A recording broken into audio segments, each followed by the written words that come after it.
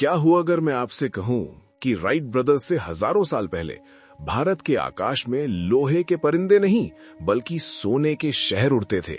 एक ऐसी टेक्नोलॉजी जो ग्रेविटी को मजाक और रफ्तार को अपना गुलाम मानती थी। महाभारत के पन्नों में इसे विमाना कहा गया, लेकिन मॉडर्न साइंस के लिए ये एक अनसॉल्व्ड मिस्ट्री है। एक ऐसा इंजन जो बिना पेट्रोल, बिना डीजल, सिर्फ लिक्विड मर्क्यूरी और वाइब्रेशन पर चलता था। एक ऐसी स्टेल्थ टेक जो दुश्मन की आंखों के सामने पलक झपकते ही गायब हो जाती थी। आज हम सिर्फ यूएफओस की बातें करते हैं, लेकिन हमारे पूर्वजों ने उन्हें बनाया था, उन्हें उड़ाया था और उन्हें युद्ध में इस्तेमाल किया था। हम डिकोड करेंगे उस फॉरगॉटन एरोस्पेस साइंस को जिसे दुनिया ने भुला दिया। कमर कस लीजिए, क्योंकि आज कॉस्मिक वाणी पर हम जमीन छोड़ने वाले हैं। Welcome to the world of ancient Indian aeronautics.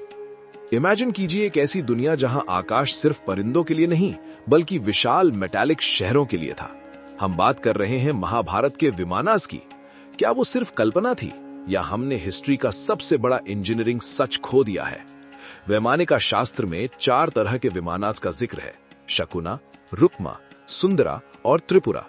शकुना एक परिंदे जैसा प्लेन था, रुक्मा एक गोल्डन डिस्क शेप्ड यूएफओ जैसा, सुंदरा दरअसल एक रॉकेट था और त्रिपुरा एक एम्फीबियस प्लेन जो पानी, जमीन और आकाश तीनों में चलता था। इन्हें बनाने के लिए सोमका, साउंडला और मॉर्थिफिका जैसे एलॉयज का जिक्र है, जो आज के टाइटेनियम एलॉयज से कहीं ज्यादा हीट रेजिस्टेंट थे। सबसे हैरत अंगेज बात है इनका engine, mercury vortex engine. Shlokas के मुताबिक जब एक सर्कुलर आयन वेसल में लिक्विड मर्क्यूरी को भरकर उसे तेजी से घुमाया जाता है तो वो एंटी ग्रेविटी लिफ्ट पैदा करता है। मॉडर्न फिजिक्स कहती है कि मर्क्यूरी जब रोटेट होती है तो वो एक टॉरॉइड शेप बनाती है। इससे एक प्लाज्मा वॉर्टेक्स जनरेट होता है जो ग्रेविटी को नलिफाई कर देता है। क्या हमने ये टेक्नोलॉजी नाजी जर्मनी के डी ग्लॉके प्रोजेक्ट में दोबारा देखी थी? वैमानिका शास्त्र का अदृश्य श्लोक बताता है कि कैसे विमाना सूरज की किरणों, सोलर रेस को एब्जॉर्ब करके इनविजिबल हो सकता है। आज की स्टेल्थ टेक्नोलॉजी दरअसल यही तो है, रेडार वेव्स को एब्जॉर्ब करना। विमानाज में गुहा गर्भा और थमस जैसे वेपन्स थे जो दुश्मन के पायलट को अंधा कर देते थे या उनके वेपन्स को जैम कर देते थे। ये मॉडर्न डे इलेक्ट्रॉनिक वॉरफेयर या ईएमपी पल्सेस के बराबर है। हर कोई विमाना नहीं उड़ा सकता था। पायलट को 32 राज पता होने चाहिए थे, जैसे कि कैसे दुश्मन की बातें सुननी है और कैसे एक्सट्रीम जी फोर्स को सहना है। विमाना पायलट्स को स्पेसिफिक कुश ग्रास और मेडिसिनल हर्ब्स का जूस पीना पड़ता था ताकि उनका मेटाबॉलिज्म हाई एल्टीट्यूड पर स्टेबल रहे। ये मॉडर्न एस्ट्रोनॉट फूड जैसा ही था।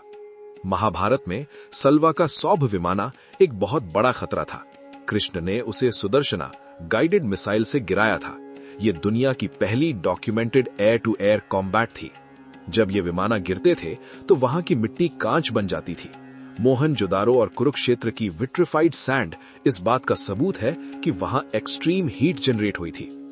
क्यों ये टेक्नोलॉजी गायब हो गई? शास्त्रों के मुताबिक युद्ध के बाद कृष्ण ने इन टेक्नोलॉजीज को आकाश या समुद्र में वापस भेज दिया ताकि कलयुग में इसका गलत इस्तेमाल ना हो। आज हम सिर्फ मार्स और मून पर जाने की बात करते हैं, लेकिन हमारे पूर्वजों ने ये सफर हजारों साल पहले तय कर लिया था। क्या हम उनके फुटस्टेप्स फॉलो कर रहे हैं या सिर्फ उन्हें रीडिस्कवर कर रहे हैं?